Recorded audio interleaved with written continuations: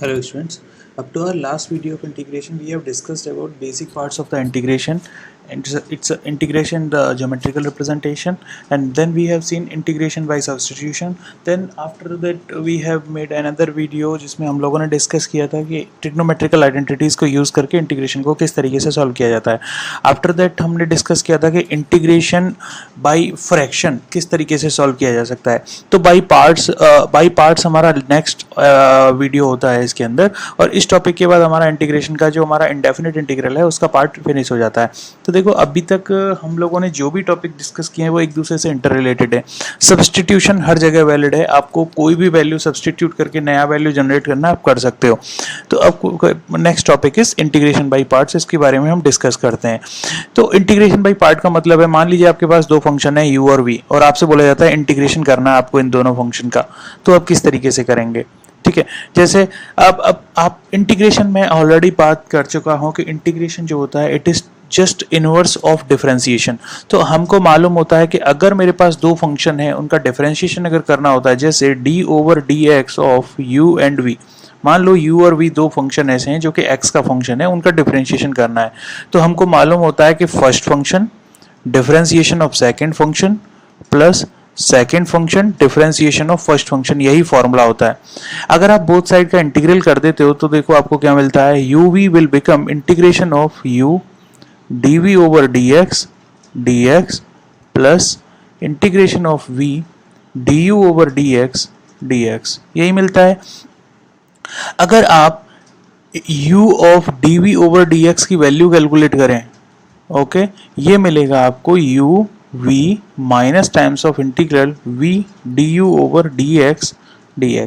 क्या किया है मैंने, ये पार्ट्स को इधर ट्रांसफर किया तो पॉजिटिव विल बिकम नेगेटिव. मान लेते हैं आपके पास एक फंक्शन है u जिसकी वैल्यू है f ऑफ x, ओके, और दूसरा फंक्शन है dv ओवर dx जिसकी वैल्यू है gx. अगर आप इस फंक्शन का इंटीग्रेशन करते हो तो आपको v की जो वैल्यू मिलेगी वो मिलेगी इंटीग्रेशन ऑफ gx dx, यही मिलेगा. ये सारी वैल्यूज हम यहाँ पे ट्रांसफर कर लेते हैं. तो देखो u was fx and dv over dx was gx. तो integration of fx dot gx dx is equals to, आपको चाहिए u क्या है मेरा fx, तो fx will remain as it is into v चाहिए, v क्या है integration of gx, so integration of gx dx minus, अब आप देखो हमको चाहिए v क्या है इंटीग्रेशन ऑफ gx, और du ओवर dx जब हम करेंगे तो हम कह सकते हैं f डैश x. तो du over dx is nothing but f dash x, okay, ये वैल्यू मिलेगी. तो मैं कह सकता हूं integration of f dash x integration of gx dx and whole integration, यही मिलेगा. तो मैं कह सकता हूं जब आपको दो फंक्शन का इंटीग्रल करना है जो कि फंक्शन है fx और gx, अगर दो फंक्शन ऐसे हैं जो कि मल्टीप्लिकेशन में है fx और gx, और उनका अगर हमको इंटीग्रेट करना है तो इंटीग्रेशन होगा first function integration of second function, yes, minus integral of differentiation of first function integration of second function again whole integral, okay, ये फॉर्मूला हमारा बनता है. तो इस तरीके से हम बोल सकते हैं कि इंटीग्रेशन बाय पार्ट्स में अगर आपको दो फंक्शंस अवेलेबल हो तो आप इस तरीके से कोई भी फंक्शन को सॉल्व कर सकते हैं. अब क्वेश्चन आता है कि किस फंक्शन को फर्स्ट माना जाए, किस फंक्शन को सेकंड माना जाए. तो आप देखो जब भी आपको फंक्शन दिया हो, जैसे मान लीजिए एग्जांपल आपको देता हूं कि मेरे पास एक फंक्शन है x of e to the power x dx, आपको इसका इंटीग्रेशन करना है. तो अगर हम पहले मानते हैं कि x को मैं मानता हूं फर्स्ट फंक्शन और e to the power x को मानता हूं मैं सेकंड फंक्शन, ठीक है. जब आप इसका इंटीग्रेशन करोगे तो आप बोलोगे first function will remain as it is, yes, x will remain as it is, then integration of second function it will become e to the power x only minus, okay, again integral differentiation of first function, तो first function का differentiation हो जाएगा 1, integration of second function तो remain e to the power x only and again whole integral. तो जब आप इसको solve करोगे you will get x e to the power x minus e to the power x plus some arbitrary constant c. तो ये तो था जब मैंने x को फर्स्ट फंक्शन माना.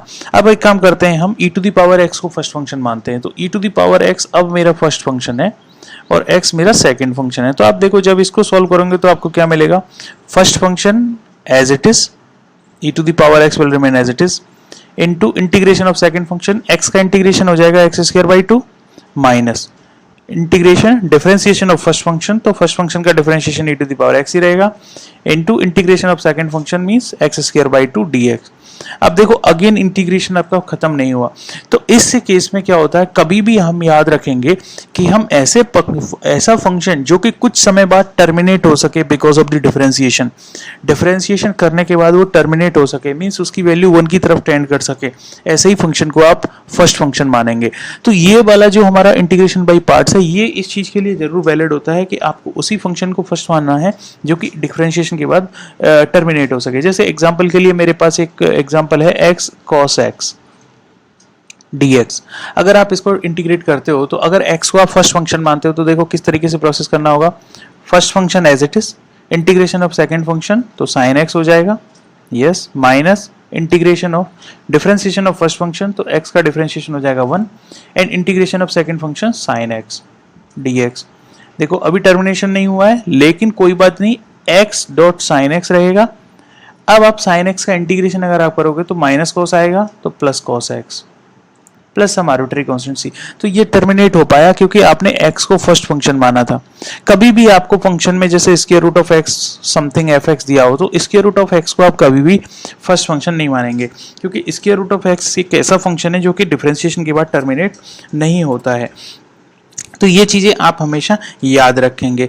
कई बार हमें फ़ायदा मिल जाता है इस डिफरेंशिएशन इंटीग्रेशन बाई पार्ट्स का, कब, जब मान लो आपके पास एक फंक्शन कुछ ऐसा है e to the power x f(x) plus f(x) dx। इस टाइप का इंटीग्रेशन आपको बोला गया है कि आपको करना है।